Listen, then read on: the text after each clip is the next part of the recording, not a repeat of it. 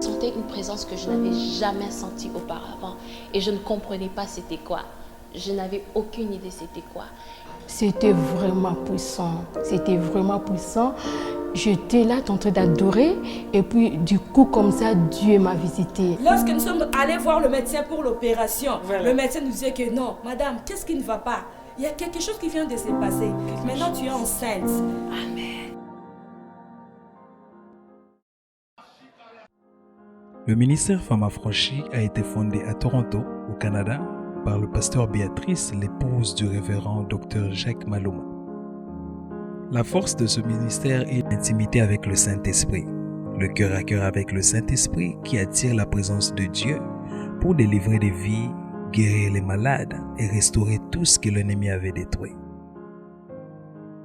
À travers les ministères Femmes Affranchies, le Seigneur m'a vraiment béni et il m'a guéri. Depuis que je m'étais mariée, j'avais un problème de conception, je n'arrivais pas à concevoir et je m'étais décidée de fréquenter la clinique de fertilité. Et là, le médecin m'avait dit que j'avais un problème de trompe, mes trompes étaient endommagées et qu'il fallait les réparer, chose qu'ils ont réalisée et par une intervention chirurgicale, on a réparé mes trompes. Et après plusieurs tentatives d'insémination qui s'est soldée en échec, le médecin me dira que la seule façon de concevoir pour moi, pour avoir des enfants, c'est à travers la fécondation in vitro.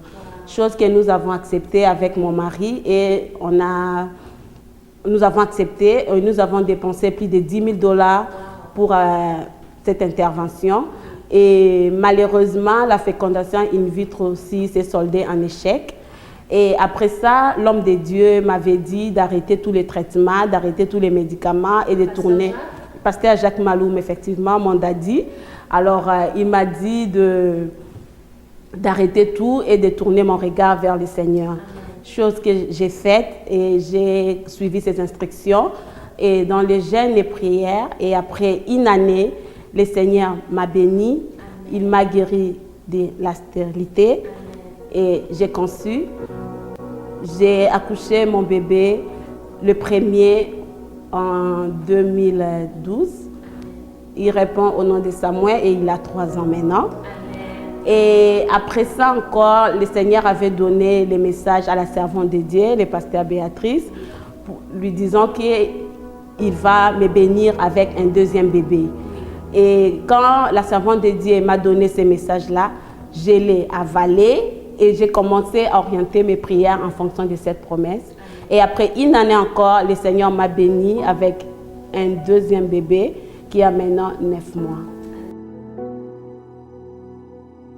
Mon histoire avec le Seigneur Jésus-Christ a commencé à partir de la 6e conférence des femmes affranchies.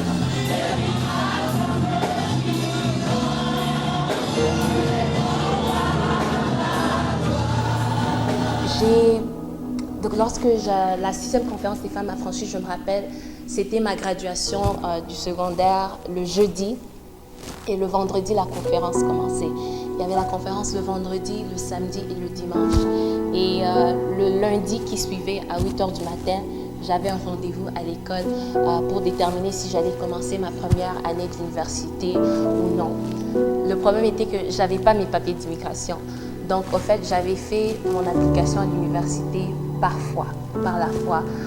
J'avais parlé avec pasteur Jacques, pasteur Béatrice, et j'avais aussi parlé avec mes parents. Et on s'était dit qu'on allait tourner nos regards vers le Seigneur et on allait appliquer par la foi.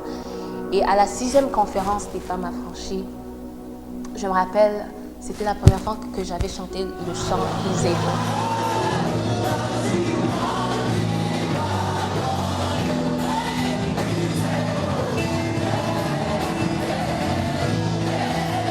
Donc, au fait, le chant dit que Dieu est capable de faire tout ce qu'il dit qu'il fera.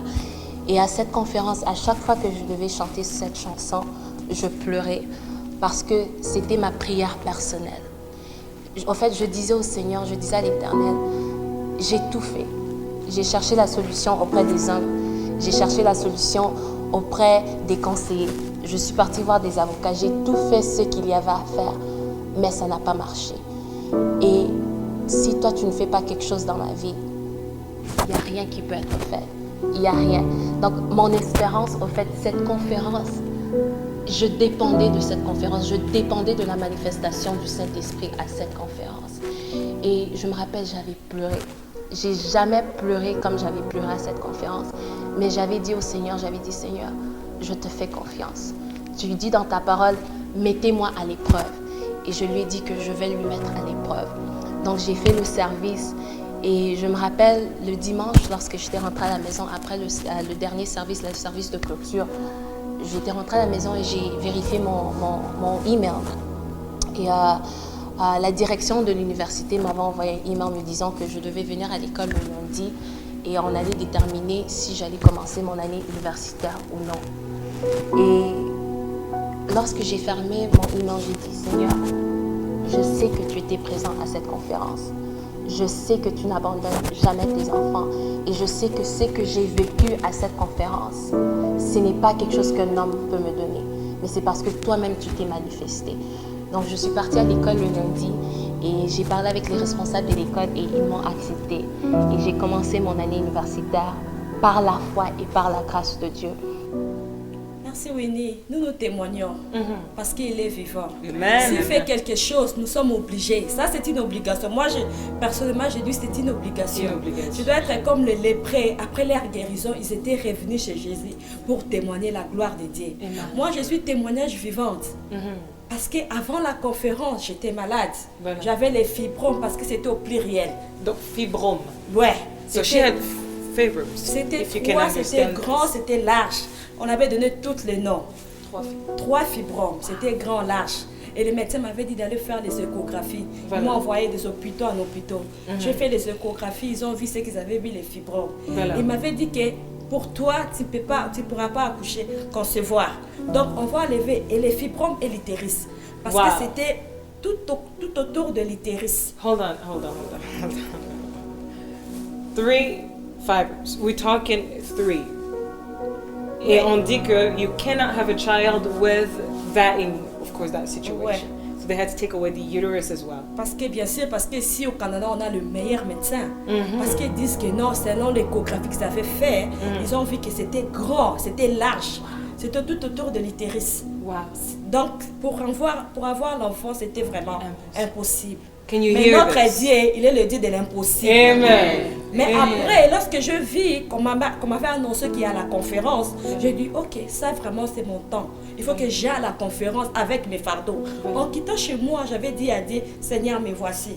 Avec mes fardeaux, je viens. Mais je ne vais pas retourner avec mes fardeaux. Je vais laisser ces fardeaux à la conférence. I like that kind of faith. C'était la foi. Amen. Et lorsque je suis venue à la conférence, oh, quelle conférence! Face à face avec Jésus. Amen. Il y a des femmes qui sont bénies. Amen. Nos mamans qui sont bénies lorsqu'elles prient pour les femmes qui étaient malades. J'ai Ouais. reçu ma part. Amen. Et après la conférence, je suis retournée chez moi. Oui. Je me rappelle encore ce jour-là, maman bien nous avait dit, lorsque vous rentrez chez vous, rentrez en chantant. Je suis rentrée chez moi, j'ai chanté. Amen. Maman elle m'a demandé qu'est-ce qui ne va pas. J'ai dit, il y a quelque chose qui vient de se passer. Amen. Et, Ça, j'aime ça. après cela, c'était environ 2 semaines, on attendait la date de l'opération, mais quelque chose s'est passé. Quelque chose s'est passé. Lorsque nous sommes allés voir le médecin pour l'opération, Voilà. le médecin nous disait que non, madame, qu'est-ce qui ne va pas? Il y a quelque chose qui vient de se passer. Maintenant, tu es enceinte. Amen. Parler à une femme qui me regarde dans ces moments. Je vais parler à une femme stérile. Voilà. Quel est ton cas? Moi qui avais 3 fibromes, c'était impossible devant le médecin. Mais avec Dieu, c'était possible. Alléluia. Je vais t'inviter, toi qui me regardes dans ces moments, une femme stérile, je vais t'inviter à la conférence. Voilà. Parce que là-bas, à la conférence, on vit avec nos fardeaux, mais on ne retourne pas avec nos fardeaux. Amen. Il y a Dieu, le Dieu vivant qui est là. Le Dieu de Anne qui est dans ses liens, dans la conférence. Je vais aussi te dire, la femme qui saignait pendant 12 ans, lorsqu'elle avait tenu la robe de Jésus, elle avait eu sa part. Toi aussi qui a fait 10 ans, 15 ans, tu vois que ton cas c'est difficile. Moi, je vais te présenter mon cas qui était plus difficile. Est-ce que toi, tu as des fibromes? Tu es stérile, mais tu n'as pas de fibromes. Mais moi, j'avais des fibromes. Amen. Et c'était 3. Amen. Selon la médecine, c'était impossible. Impossible. Mais parce qu'il y a le médecin de médecin, c'était Alléluia. possible. Amen. Aujourd'hui, je vais vous montrer parce que nous, on présente un Dieu qui est vivant. Voilà. Lorsque nous présentons, nous parlons et nous montrons aux gens ce qui était en moi. Parce que les médecins me disaient c'est fibro. Ça représentait comme si tu étais déjà enceinte de 5 mois. 5 mois. Donc Ils c'était étaient gros, impossible. hein? C'était gros. C'est pour ça que je voulais vous montrer aujourd'hui ce qui était à moi. Toi-même, là où tu es, réalise seulement la grandeur de Dieu. Amen. Réalise Amen. seulement ce que Dieu a fait à moi. Amen. Il est le même hier, aujourd'hui, éternellement. Et aujourd'hui, il y a l'enfant. Et aujourd'hui, il a l'enfant. Et les fibromes Et les fibromes, c'est parti. sont partis. Sont partis. Ils ont enlevé Amen. que les fibromes. Et j'ai l'enfant et mon utérus.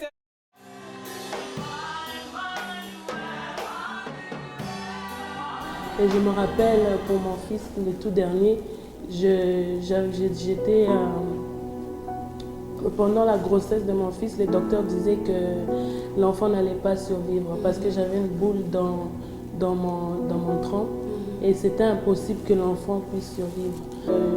Je suis mariée, j'ai 3 enfants et c'est le miracle que le Seigneur a fait au travers de ce ministère. J'ai vu le témoignage aussi de ma fille que j'avais donné dans l'autre épisode de témoignage. Ma fille Blessing qui avait un problème sérieux d'apprentissage et le Seigneur de gloire a fait un miracle dans sa vie. Et Blessing qui n'était pas capable de lire ni d'écrire, aujourd'hui Blessing est capable de lire. Elle a connu beaucoup de progression dans sa vie. À l'école, j'avais un problème d'apprentissage. Oui. Ça, c'est très difficile pour faire les A, les B, les tellement difficiles. Et aussi ma mère, à l'école, quand je n'étais pas là, elle commençait à pleurer parce que c'est tellement dur pour elle et pour moi. Et maman Béatrice, à la conférence de Femmes Franchies, elle avait prié pour moi et j'avais senti quelque chose dedans moi. C'était quoi que tu as ressenti à l'intérieur J'avais de toi? senti comme un poids. Un poids. Qui était quelque chose qui est sorti de toi? Yeah. Et après, je suis allée à la maison et avant, je ne pourrais pas lire et comme j'ai regardé un livre en anglais et après j'ai commencé à lire et après comme ça m'a choqué parce qu'avant je ne pourrais pas lire. Ça c'était tellement comme wow, comme qu'est-ce qui arrivait Pour la première fois que j'ai lu en anglais et comme une fois je pleurais et je priais et j'ai demandé à Jésus pourquoi comme je ne pourrais pas lire parce qu'il veut que je souffre comme ça. Et je lui ai demandé que je voulais lire en anglais en premier et il m'a fait lire en anglais en premier pour la première fois. Et j'étais tellement choquée. Je veux juste lui dire de venir parce que Jésus va te bénir et va changer ton histoire. Comme quand tu penses que tu peux pas le faire. Tu peux le faire. Oui. L'Éternel a vraiment changé ta vie.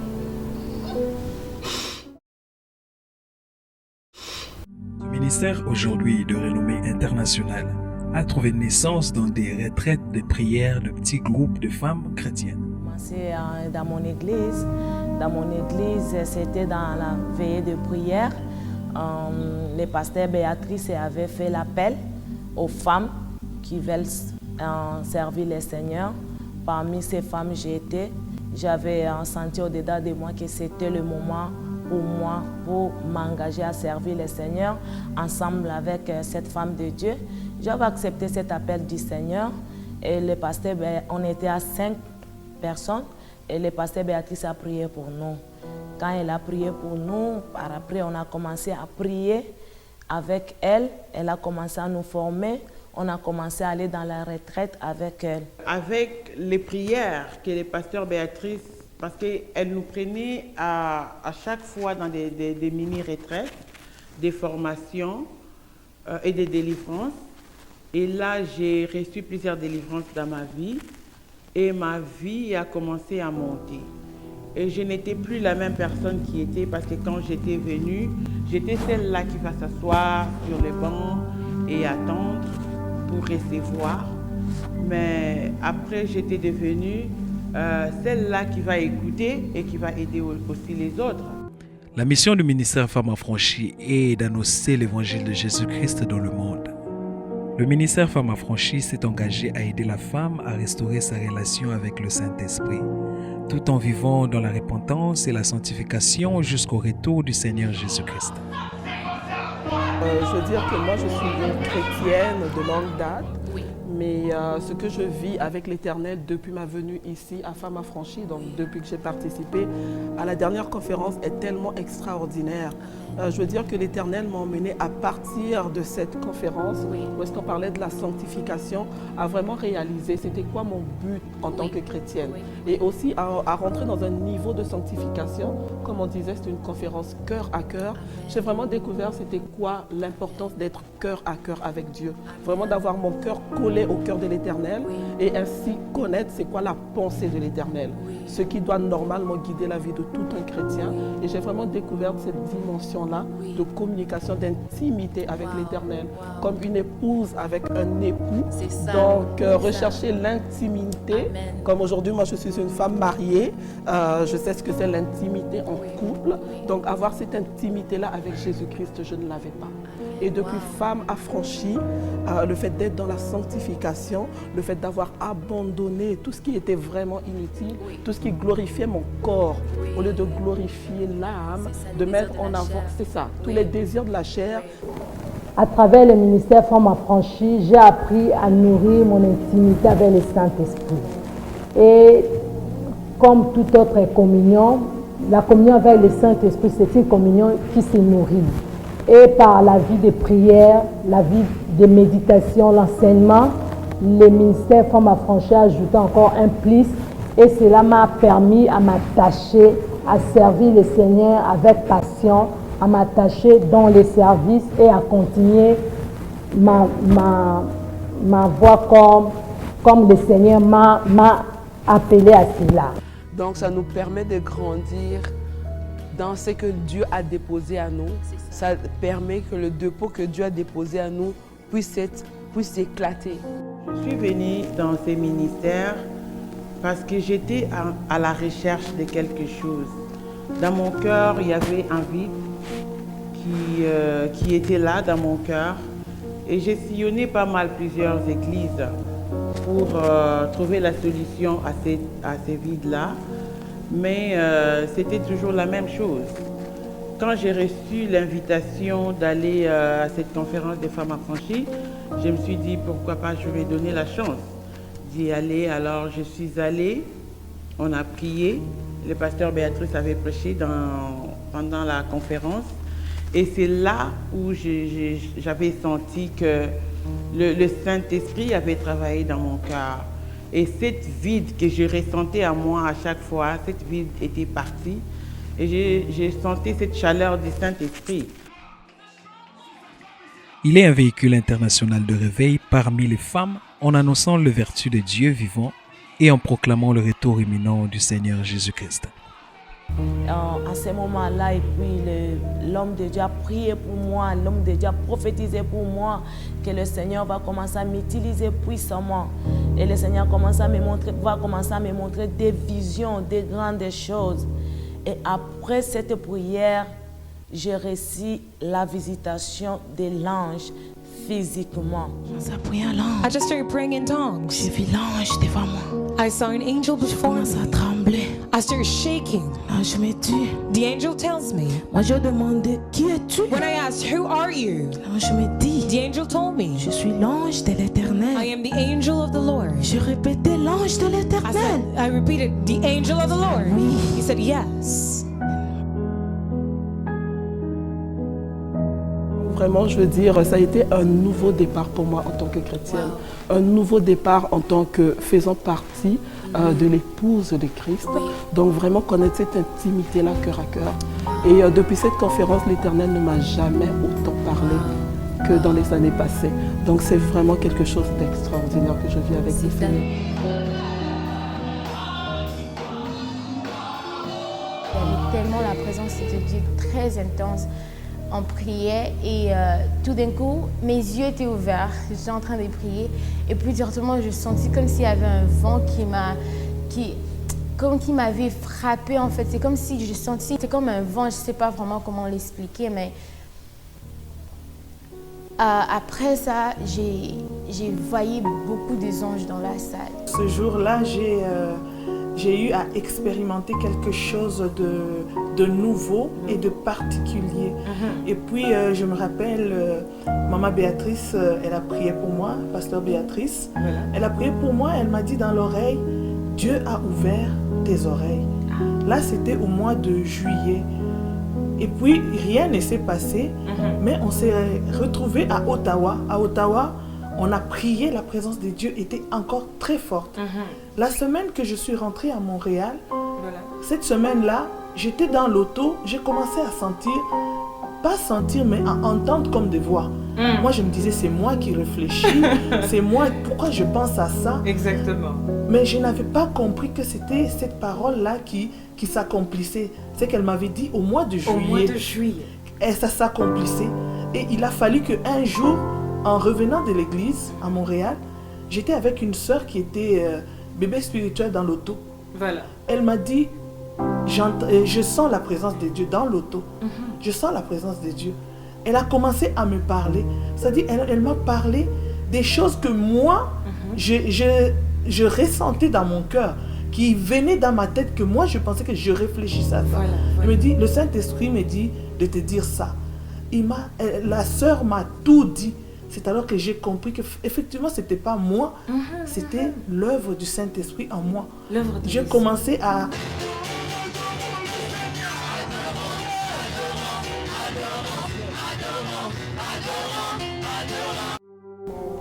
Avec l'adoration, j'ai passé des moments inoubliables dans l'adoration. C'est là où j'ai répandu mon cœur. C'est là où j'ai senti le cœur de Dieu. C'est là où j'ai senti la présence du Saint-Esprit dans ma vie. Et cela a ajouté un plus dans ma vie. Quand je regarde ma vie passée et d'aujourd'hui, je vois une grande différence par rapport à la communion avec le Saint-Esprit dans tous les moments que j'ai passés dans la retraite. C'était vraiment là que j'ai réalisé que non, Dieu m'a appelé à l'adorer. Et j'étais allée devant.